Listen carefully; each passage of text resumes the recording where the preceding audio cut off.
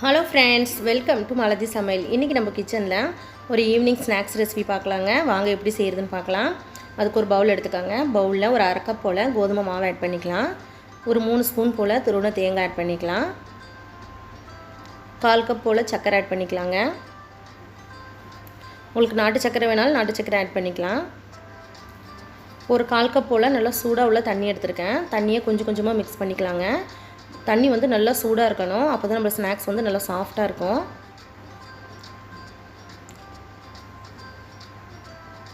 கால் cup தண்ணி கரெக்டாக இருக்கும். இது ஈவனாக மிக்ஸ் பண்ணிடலாங்க. சப்பாத்தி மாவோட கொஞ்சம் லூஸாக இருக்கணும். உங்களுக்கு சப்போஸ் தண்ணி அதிகமாக வந்துருச்சுன்னா நீங்கள் வந்து கொஞ்சமாக மாவு ஆட் பண்ணிக்கோங்க. மாவோட ஒரு 2 ஸ்பூன் போல் சர்க்கரை ஆட் பண்ணிக்கோங்க. இப்போ இது போல் நல்லா ஈவனாக மிக்ஸ் பண்ணியாச்சு.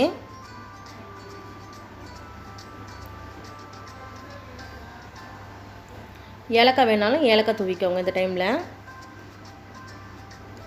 இப்போ மாவு ரெடி ஆகிடுச்சு. இப்போ நல்லா சூடாக ஆறி வந்திருக்கு. இப்போ கையில் நம்ம சின்ன சின்ன பால்ஸாக பிடிச்சி வச்சிடலாம்.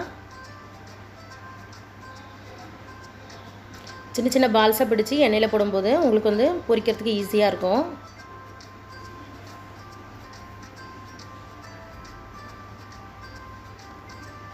ரொம்ப டேஸ்டியாக இருக்காங்க. ஒரு 5 நிமிஷத்தில் இந்த ஸ்நாக்ஸ் பண்ணிடலாங்க. இப்போ மாவுலாம் ரெடி ஆகிடுச்சு. இப்போ நம்ம ஆயிலில் போட்டு பொரிச்சு எடுத்துடலாம். நான் இன்றைக்கி டீப் ஃப்ரை தான் பண்ண போகிறேன். ஆயில் நல்லா சூடாக இருக்குது.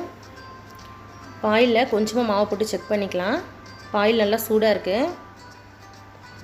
இந்த டைமில் நம்ம வச்சுருக்க மாவை இதில் ஆட் பண்ணிடலாங்க.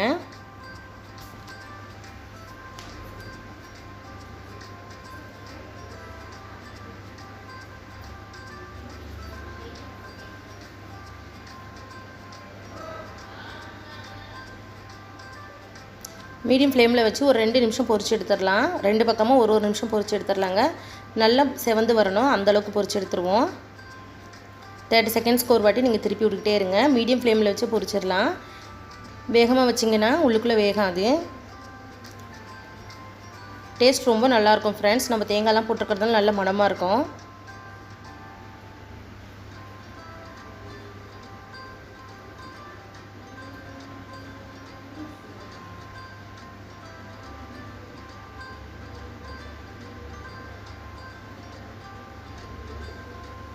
இப்போ 2 பக்கமும் நல்லா செவந்து வந்துருச்சு. வெளியே எடுத்துடலாம். இருக்கிற மாவில் இது போல் போட்டு எடுத்துடலாம் ஃப்ரெண்ட்ஸ்.